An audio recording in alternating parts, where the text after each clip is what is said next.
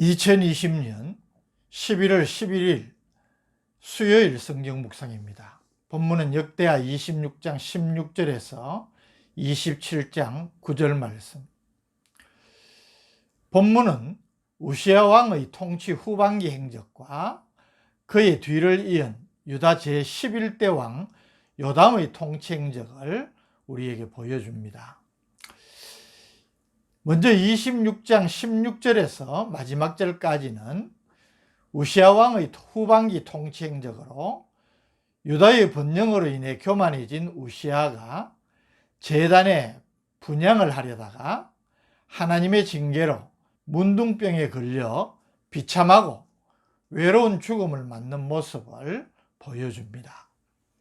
16절, 그가 강성하여짐에 그의 마음이 교만하여 악을 행하여 그의 하나님 여호와께 범죄하되 곧 여호와의 성전에 들어가서 향단에 분향하리 한지라. 그가 강성하여짐에 라는 말이 우시야가 어디서부터 잘못되었는지를 잘 설명해 줍니다.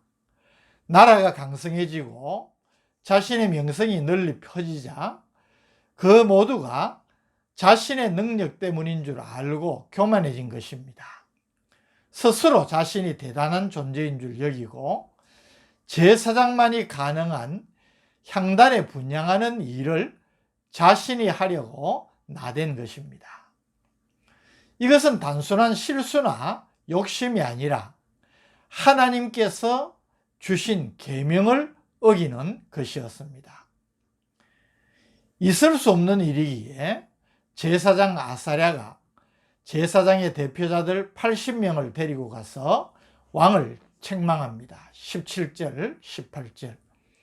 제사장 아사랴가 여호와의 용맹한 제사장 80명을 데리고 그의 뒤를 따라 들어가서 우시야 왕 곁에 서서 그에게 이르되, 우시야여, 여호와께 분향하는 일은 왕이 할 바가 아니요 오직 분향하기 위하여 구별함을 받은 아론의 자손 제사장들이 할 바니 성소에서 나가소서. 왕이 범죄하였으니 하나님 여호와에게서 영광을 얻지 못하리이다. 하나님은 레위 지파 가운데 아론 자손을 거룩하게 구별하여 저들에게만 하나님께 분향할 수 있는 권한을 주셨습니다. 때문에 비록 왕이라 하더라도 제사장이 아니면서 제사장만이 할 수 있는 분향을 하려 한 우시야의 행위는 하나님을 대적하는 무서운 범죄였던 것입니다. 그러나 이 지적과 책망을 받았음에도 불구하고 돌이키기는커녕 화를 발라는 우시야에게 놀라운 일이 벌어졌습니다. 19절, 우시야가 손으로 향로를 잡고 분향하려 하다가 화를 내니 그가 제사장에게 화를 낼 때에 여호와의 전 안 향단 곁 제사장들 앞에서 그의 이마에 나병이 생긴지라. 하나님께서 교만으로 도를 넘은 우시야를 적길 처분하신 것입니다. 분향을 제지하는 제사장에게 순종하지 못하고 도리어 화를 내자 바로 그 순간 우시야의 이마에 나병 증상이 생긴 것입니다. 하나님의 심판입니다. 이스라엘 사회에서 문둥병은 하나님의 저주로 인식되었습니다. 특히 우시야는 하나님의 계명을 정면으로 어긴 죄뿐만 아니라 제사장의 책망에도 도리어 자신이 화를 내는 적반하장의 모습을 보였습니다. 그래서 하나님은 바로 그 적석에서 심판으로 징계를 하신 것입니다. 이런 예는 미리암이 모세의 권위에 도전했다가 하나님의 심판으로 문둥병자가 된 것에서도 볼 수가 있습니다.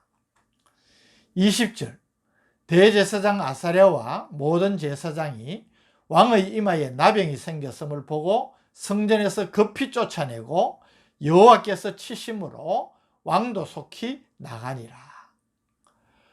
문둥병이 발한 우시아는 성전에서 쫓겨났습니다. 자신의 힘을 과시하며 교만했던 왕이 한순간에 부정한 자로 취급되어서 성전에서 쫓겨난 것입니다. 21절은 이 일로 말미암아 그가 죽는 날까지 저주스러운 삶을 영위하는 것을 보여줍니다. 우시아 왕이 죽는 날까지 나병 환자가 되었고, 나병 환자가 되매 여호와의 전에서 끊어져 별궁에 살았으므로 그의 아들 요담이 왕궁을 관리하며 백성을 다스렸더라. 하나님의 심판으로 문둥병자가 된 우시아는 죽는 날까지 별궁에 가할 수밖에 없었습니다. 이스라엘 사회에서 문둥병에 걸린 사람은 부정한 자로 취급되어 공동체로부터 격리가 되어졌습니다. 비록 왕이었지만 우시아도 별궁에 격리될 수밖에 없었고, 더 중요한 것은 성전에서 영원히 끊쳐지는 저주를 받은 것입니다. 그는 죽었어도 열왕의 묘실에 묻히지 못하고 그 가까운 곳에 장사되는 치욕적인 인생 마무리를 보여줍니다. 23절, 우시아가 그의 조상들과 함께 누움에 그는 나병 환자라 하여 왕들의 묘실에 접한 땅, 곧 그의 조상들의 곁에 장사하니라. 그의 아들 요담이 대신하여 왕이 되니라. 27장 1절에서 9절은 그 뒤를 이어서 유다제 11대 왕으로 등극한 요담의 통치행적에 대한 기록입니다. 27장 1절, 요담이 왕위에 오를 때 나이가 25세라 예루살렘에서 16년 동안 다스리니라. 그의 어머니의 이름은 여루사여 사독의 딸이더라. 이 요담에 대한 평가는 긍정적입니다. 2절, 요담이 그의 아버지 우시아의 모든 행위대로 여호와 보시기에 정직하게 행하였으나, 이것은 부왕 우시아의 전반기 통치 행위를 따라서 정직하게 행하였다는 말입니다. 여호와의 성전에는 들어가지 아니하였고 백성은 여전히 부패하였더라. 요담이 여호와 보시기에 정직히 행하였지만 유독 성전에는 들어가지 않은 것은 부왕 우시아가 성전에서 분향하려다 문둥병자가 된 것을 직접 경험한 영향으로 볼 수 있습니다. 백성은 여전히 부패하였다라는 것은 오래전부터 해내려오던 관행인 산당 제사를 의미하는 것으로, 성전이 건축된 이후에 엄격히 금지되었지만 일부 백성에게는 여전히 그 산당 제사가 있어서 타락의 온상이 되었음을 지적하는 말입니다. 3절 이하에는 요담의 치적과 죽음에 대한 기록까지도 보여줍니다.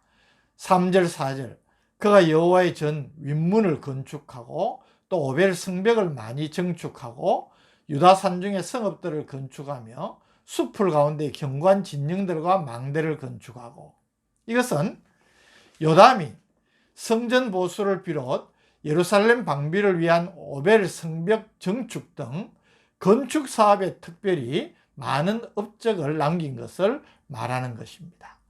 또 전쟁에도 승리하고 주변 국가에서 곡물도 바치는 등 번영을 구가한 것은 그가 하나님 보시기에 정직히 행하였던 결과입니다. 5절, 암몬 자손의 왕과 더불어 싸워 그들을 이겼더니 그의 암몬 자손이 100달란트와 밀 10,000고루와 보리 10,000고루를 바쳤고 제2년과 제3년에도 암몬 자손이 그와 같이 바쳤더라.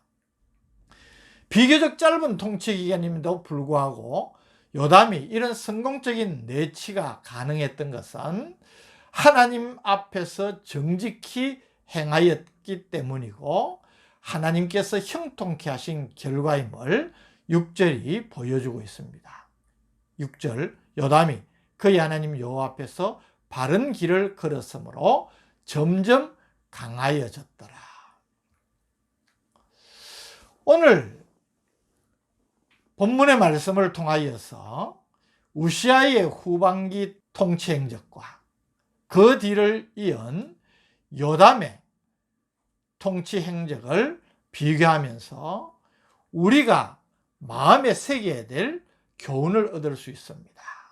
저는 한마디로 교만의 늪에 빠지지 말아야 한다는 것입니다.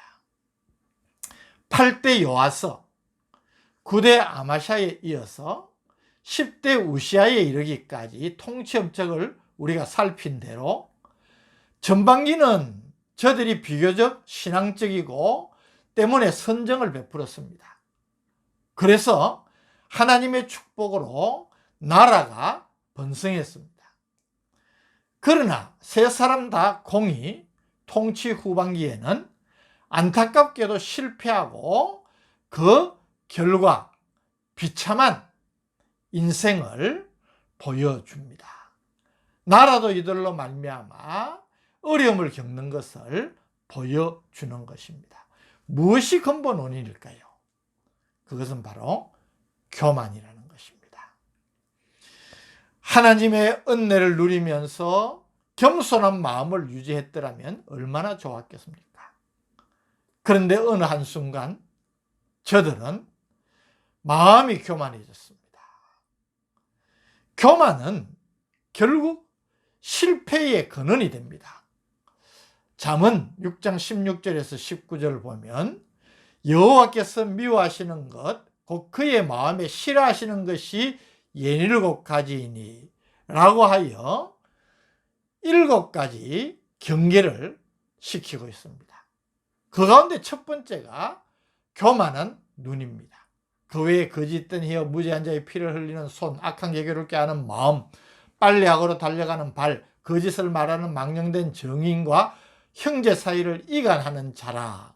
이것을 하나님께서 미워하시고 싫어하신다는 것입니다.